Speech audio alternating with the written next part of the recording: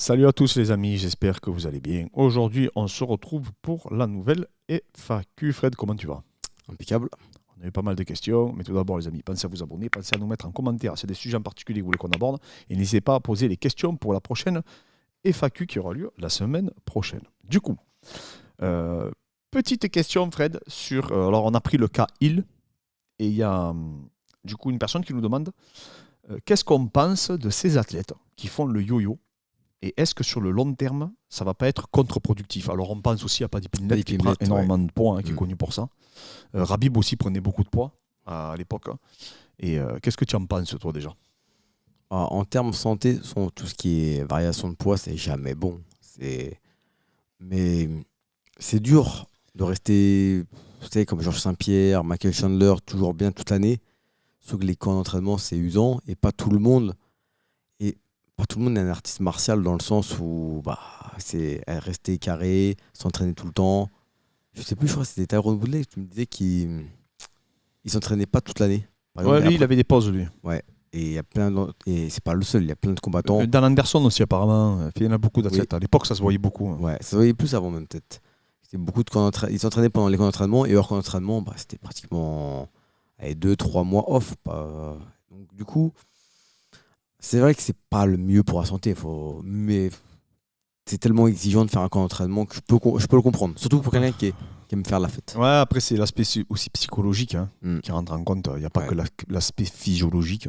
Alors, bien sûr que de faire le yo-yo, on va pas jamais bon. expliquer. On sait très bien que ça crée des troubles alimentaires qui sont psychologiques et qui ont une incidence du coup significative sur le physique des individus, sur la récupération, surtout. Et le fait de t'entraîner à un certain poids, c'est totalement différent après quand tu essaies de performer à un autre poids. Mais tu sais, il y a des athlètes qui restent propres, mais comme Topuria, on nous disait il a 82 kilos, ça m'a choqué quand on m'a dit qu'il était énorme. Tu vois. Et il combat en 66. Il combat 66, donc, et il reste propre, même à 80, quoi, à plus de 80. Quoi. C'est assez impressionnant. On voit Sterling, il est propre, même quand il est lourd. Après, c'est un cas à part. Je pense que c'est un mec qui n'a pas une bonne génétique, en tout cas, de façon pour l'esthétisme. Mais après, il a des grosses qualités, très explosif.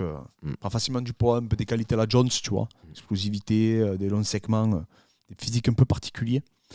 Mais après, moi, je le comprends, mais tu ne peux pas le valider en tant que préparateur physique. Donc oui, sur le long terme, ils peuvent y laisser des plumes. Ils peuvent y laisser des plumes. Et souvent, c'est un peu en corrélation avec la vie qui mène à côté. Quoi. Après, est-ce qu'il ne vaut pas mieux ça que faire un burn-out d'entraînement Donc... Voilà. Khaled qui nous dit « Salut les gars, pour la FAQ. Peut-on savoir plus sur le parcours de Fred en JJB, Guy et no-Guy, façon de s'entraîner, nombre d'années de pratique, années passées dans chaque ceinture, palmarès, etc. Les grandes lignes. JB, j'ai commencé environ 20 ans. Il n'y avait pas grand-chose à l'époque, il y a 20 ans. C'était donc mon premier professeur, c'était Joël Marodon. C'était un élève du cercle Thiers. D'accord. Oui, Christian Derval. Oui, de toute façon, c'était les pionniers. Les pionniers, il y avait lui, Patrick Bitan, c'était les premiers. Ensuite, après, je me suis entraîné aussi au Canada, parce que j'ai fait un an de master là-bas. Après, je me suis aussi entraîné à Trappes avec Mehdi Khalil, qui est un noir de la Riva, qui s'entraîne maintenant au Maroc, qui a un club maintenant au Maroc, que je salue d'ailleurs. Après, donc, je suis parti au Brésil avec Ricardo Vieira.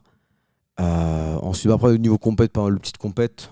C'est les Open de France, les Open de Fontenay, comment ça s'appelle, les Spirit Challenge et compagnie. Des compètes gagnées, des compètes perdues. Jamais de gros. C'est les Europes. Europe, je me suis sorti au premier tour. Jamais de gros niveau. Gros palmarès. Et en Nogi, j'ai commencé avec toi. Mais moi, j'ai pris la dimension que tu as pris après. C'était. En fait, moi, je t'avais vu au Naga, j'avais trouvé fort au Naga, tu vois. J'ai dit, mais je faisais pas de Nogi. Enfin, j'en faisais une fois de temps en temps. Il est chaud, lui, il a une sacrée garde, tu vois. J'avais fait plus pour le fun que pour. Parce que moi, j'avais que le Kim. Et quand tu étais venu là, tu avais impressionné tout le monde par rapport à ta récente tension de garde, etc. Et ta façon de passer la garde. Par contre, tu n'avais pas de lutte, tu n'avais pas de physique. Et après, le fait que tu as pris cette dimension physique, les gens t'ont connu au ringside quand tu avais gagné la compète. Après, j'ai fait quelques petites compètes de grappling. Après, j'ai fait des qualifs des CC où j'ai jamais performé. J'ai gagné quelques combats, mais jamais. Tu avais fait un sacré match contre le mec. Le russe là. Ouais, en quart. Ouais. Mais bon, du coup, après, jamais été jusqu'au bout. Et après, du coup, le MMA. Voilà. Donc, le Kim, c'était vraiment mon coup de cœur au départ. Mais après, maintenant, ça va. Une fois que tu as commencé T'avais quel âge du coup quand t'as débuté le JB? Avoir 14-15 ans. T'étais jeune, hein, t'imagines. C'est pour ça que t'as des bonnes formes de corps en fait. Et après, du coup, maintenant, franchement, le Kim, je sais pas si je pourrais en refaire, tu vois. Ouais, je sais, après t'es pas tombé dans le nogi. Ouais, c'est. Et le MMA après surtout. Oui, même maintenant, ouais, voilà. En plus, ouais, je prends tellement de plaisir dans le MMA maintenant que j'aurais du mal à me relancer, à refaire du Kim. Oui, bah de toute façon, c'est après quand tu y es, moi, c'est pareil, je pourrais plus. Ah, c'est. Au niveau des lapels, en plus, après vraiment. C'est notre monde. Bah, tu l'as vu avec Abdou, là. Oui. Au championnat de France, c'est plus du tout le même sport, quoi. Tu vois, Léon Larmand, ce qu'il faisait, je comprends, franchement. Il travaillait sur le kimono d'Abdoul et tout. Et tu voyais, Abdoul était un peu perdu, tu vois. Tu vois le niveau qu'ils ont les mecs en Kim, maintenant, tu peux pas. Il faisait le tour d'Abdoul avec son kimono. Abdoul, tu vois, il essayait de sortir, il était coincé par le Kim et tout. C'est impossible, tu peux pas. Ouais. C'est pas du tout le même rythme. Le rythme, c'est un sport. Vraiment, ça n'a rien à voir avec le grappling maintenant. Ça n'a plus rien à voir, quoi. Ouais. C'est vraiment. C'est vrai que il va y avoir, je pense, de moins en moins de personnes qui performent dans les deux. C'est Gordon Ryan qui avait dit qu'il voulait être champion du monde en kimono. Oui, à la base, oui. Enfin, en plus, après, une fois qu'il avait gagné la DCC, exactement. Et il a dit il a arrêté. Ouais. Il a dit que c'était mort. Il a dit c'est trop dur. Ouais. C'est trop différent. Trop différent. Ouais. Il avait compris qu'il pourrait pas être bon dans les deux domaines.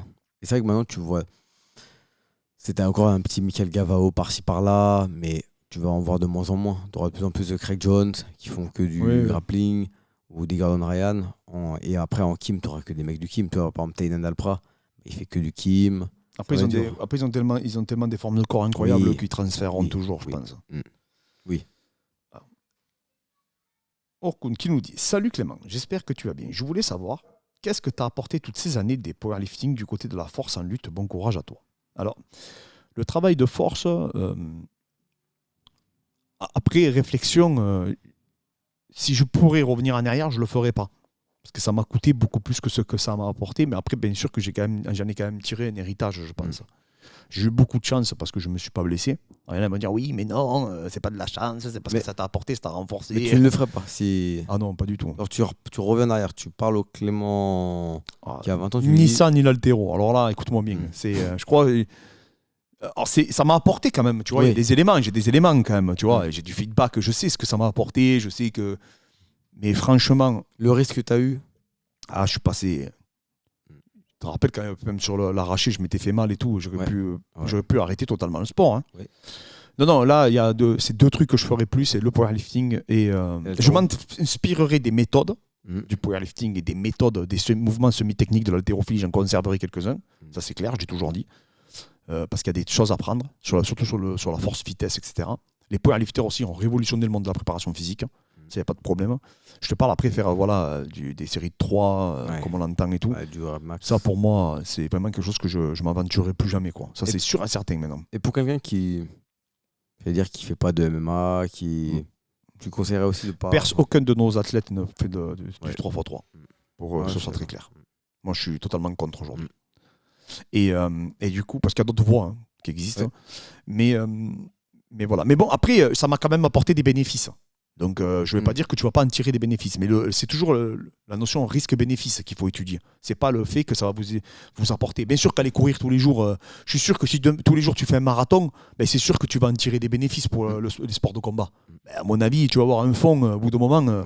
Mais dans quel état tu vas te retrouver tout enchaîner comme ça en termes de... Donc oui, et en fait, c'est cette balance bénéfice-risque qu'il faut toujours analyser. Mais je pense que le pire de tout, de perte de temps que j'ai eu, c'est la mobilité. Alors ça écoute-moi bien. Tous les trucs mobiles, les machins et tout. C'est la pire grosse perte de temps que j'ai pu avoir dans toute ma vie. Quoi. Complètement, je le dis encore une fois, mais alors, ça a été catastrophique. Catastrophique, vraiment.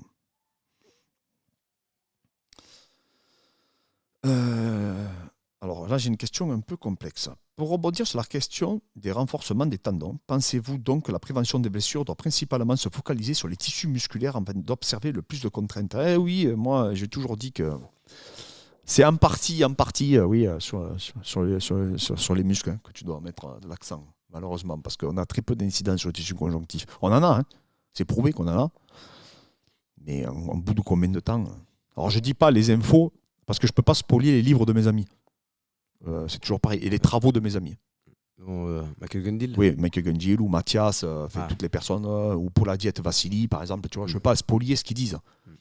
Moi, c'est des mecs, j'ai beaucoup de respect pour leur travail.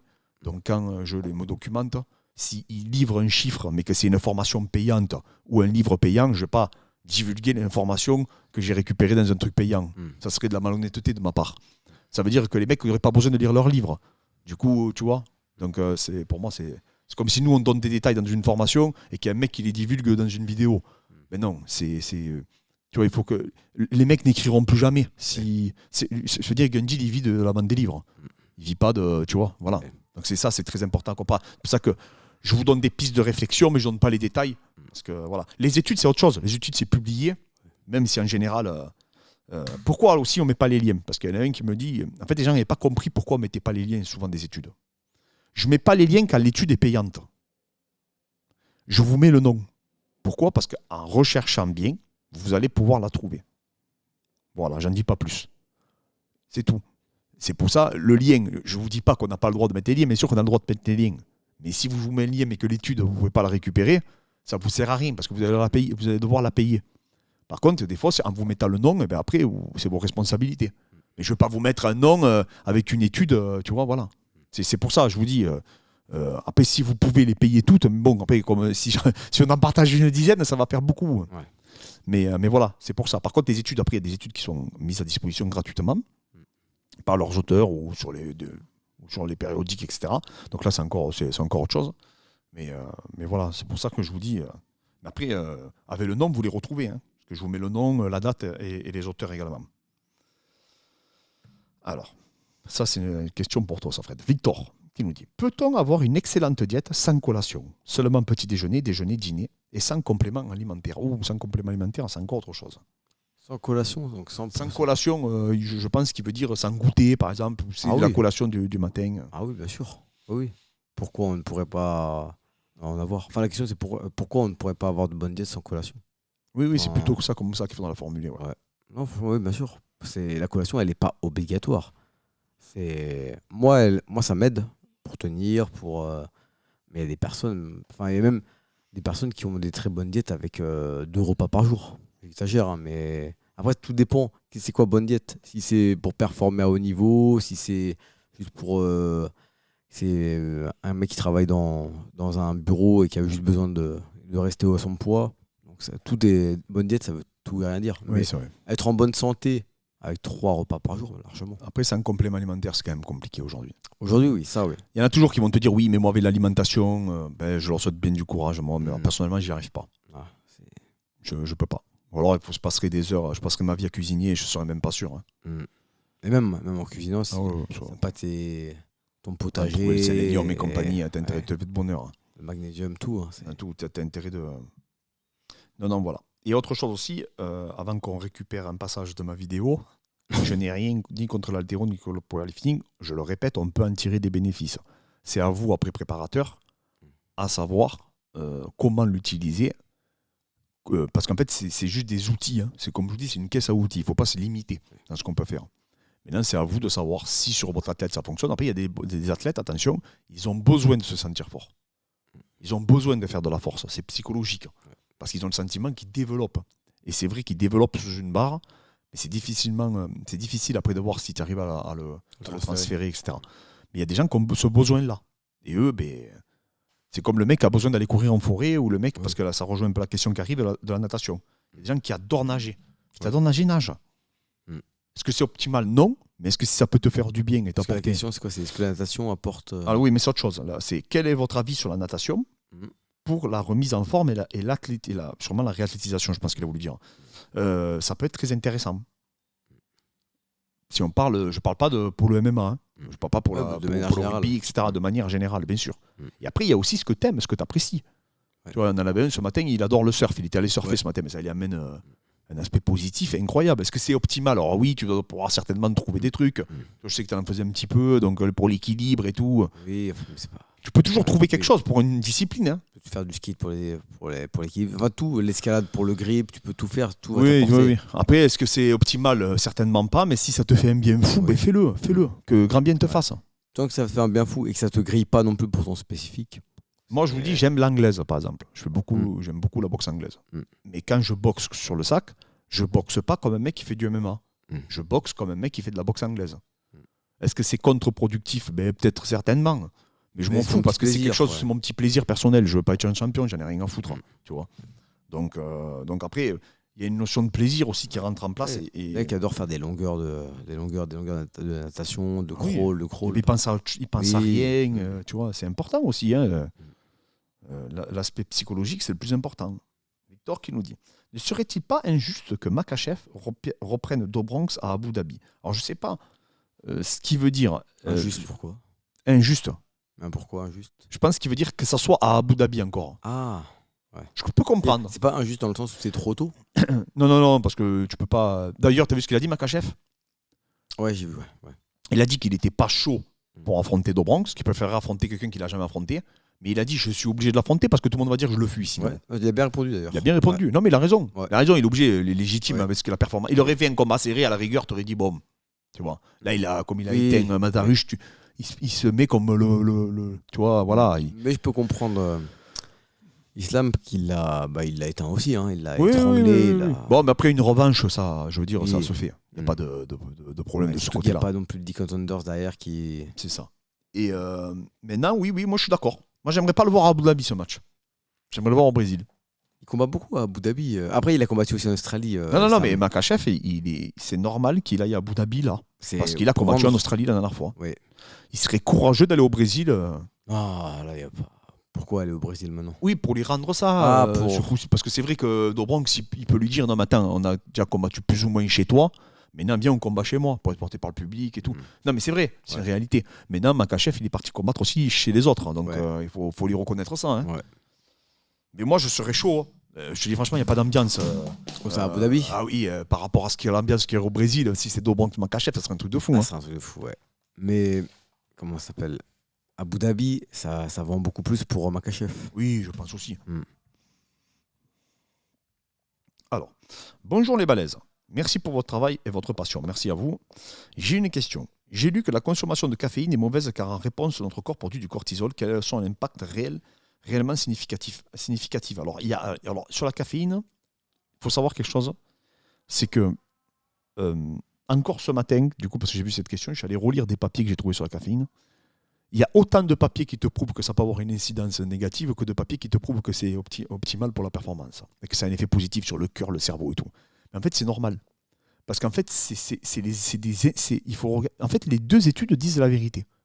C'est juste sur les personnes qu'il y a une différence. Il y a des personnes qui sont réceptifs. On a des capteurs que j'ai perdu le nom. En plus, je l'ai noté tout à l'heure, mais je ne l'ai pas. Je me suis noté dans ma tête, je n'ai pas noté sur mon téléphone. Mais il y a un capteur en particulier. Et c'est ce capteur, apparemment, qui ferait que tu sois sensible ou pas.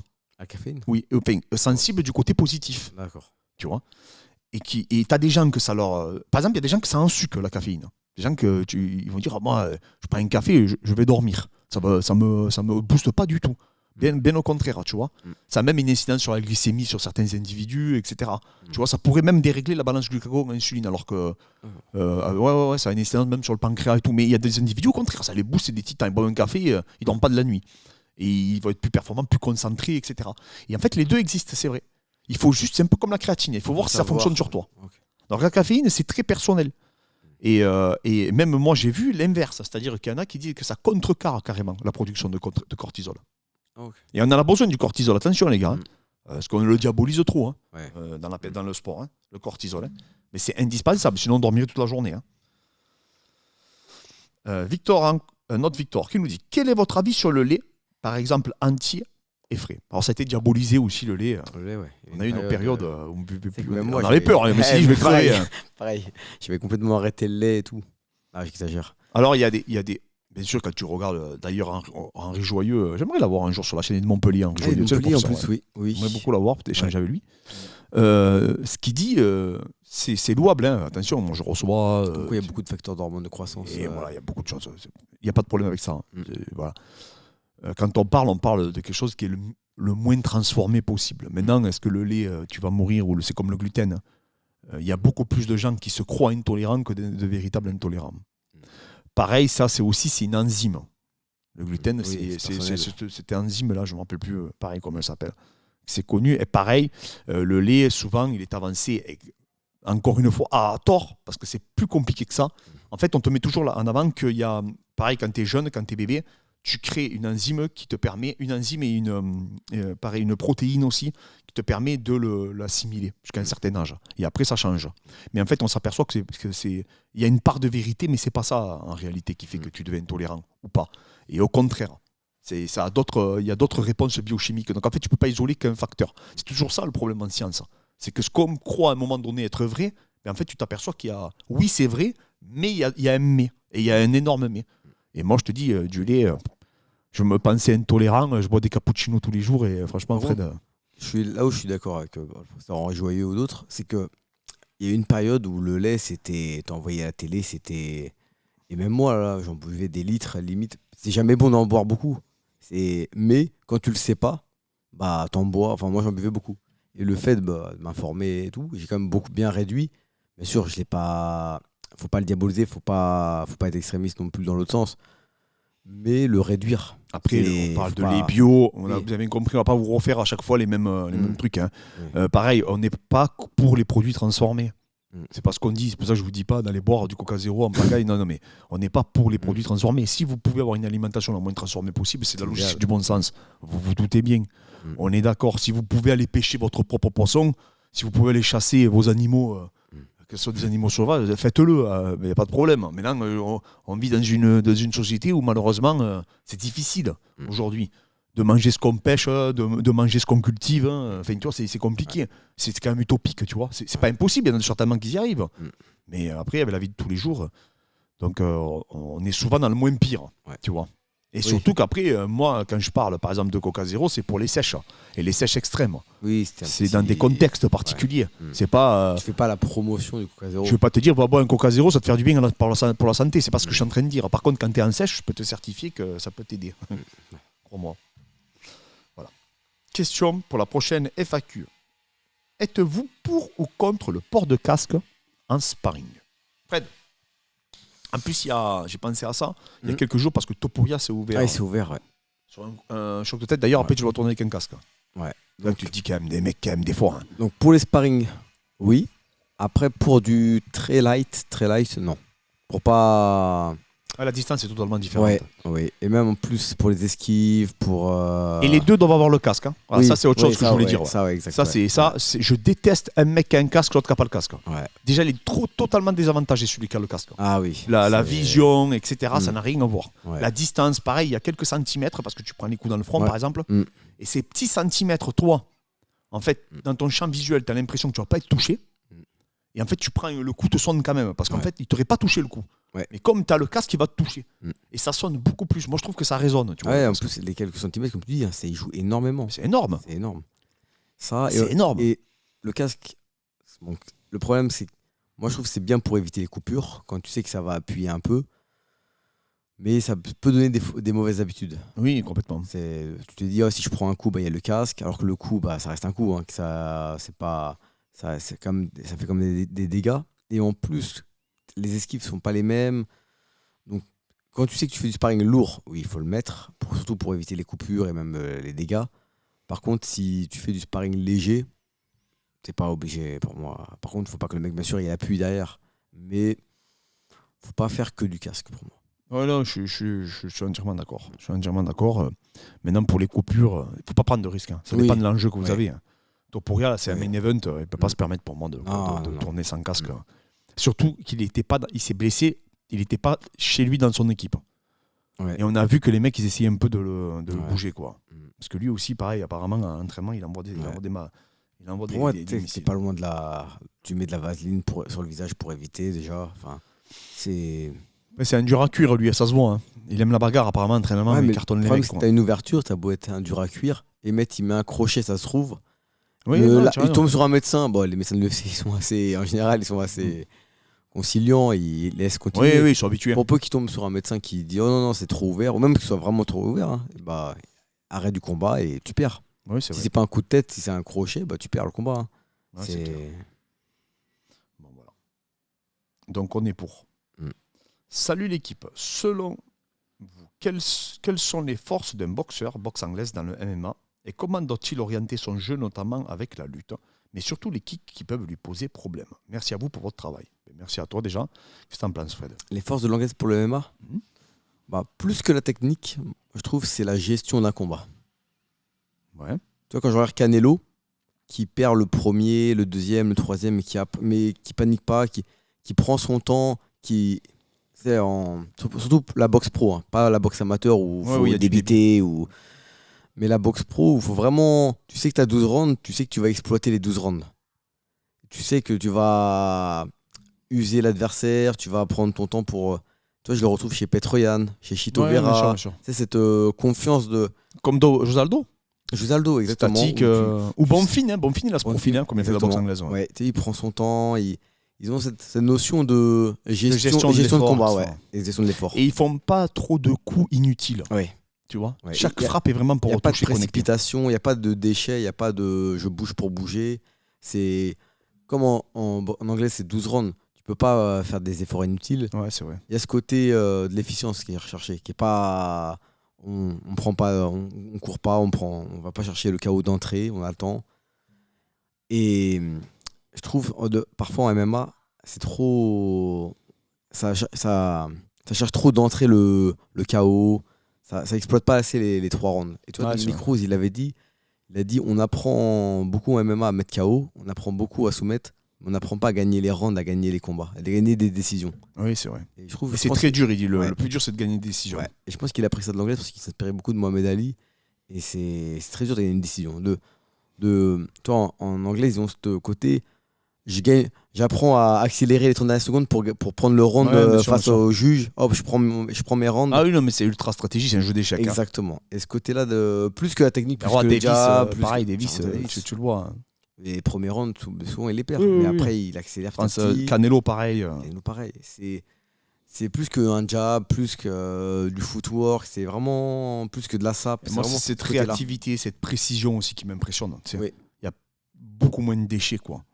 Tu vois, si on a bam, 2 coups, là, tu vois, hop, ça se remet. Canelo, c'est impressionnant, il boxe sur un coup, tu vois. Ouais. C'est incroyable. Ce côté hermétique, ce côté...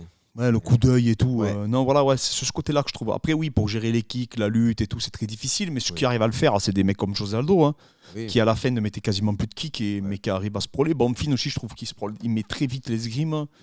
Chito Vera, pareil, il met très très vite les escrimes, tu vois, donc ils remettent les 2 bras à l'intérieur très rapidement.